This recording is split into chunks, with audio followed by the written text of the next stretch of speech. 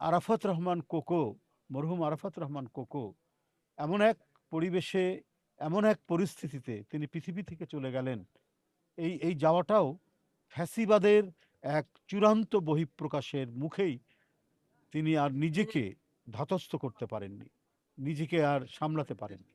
হৃদরোগের রুগী ছিলেন, অসুস্থতা ছিল, তিনি হৃদরোগ এর এই পরিস্থিতিতে হৃদযন্ত্রের ক্রিয়া বন্ধ হয়ে পৃথিবী থেকে চলে গেলেন। তার লাশ আনা হলো 25শে জানুয়ারি।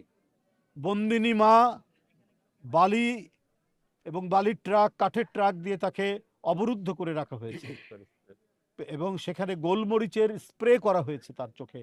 তার চোখে ক্ষত ছিল, উনি চোখ অপারেশন করা হয়েছে। ঠিক ওই মুহূর্তে গোলমরিচের স্প্রে করে তাকে আরো বেশি অসুস্থ করে বন্দি করে রাখা হয়েছে। ঠিক ওই মুহূর্তে আপন সন্তানের লাশ তার কোলে তাকে নিতে হয়েছে। এই হৃদয় বিদারক ঘটনা, এই মর্মান্তিক ঘটনা, এই ট্র্যাজেডি, এই বিয়োগান্তক ঘটনার কথা আমার মনে হয় কোনো মহাকাব্যে লেখা আছে কিনা, কোনো ধরনের পৃথিবীর কোনো বিয়োগান্তক ঘটনার সাথে এটার মিল আছে বলে আমার মনে নাই।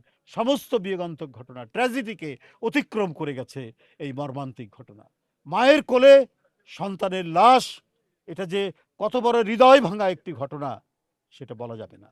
সেটা সম্পূর্ণরূপে ছিল একটি প্রতিহিংসার বহিঃপ্রকাশ একজন শাসকের, অবৈধ শাসকের, ফ্যাসিবাদী শাসকের।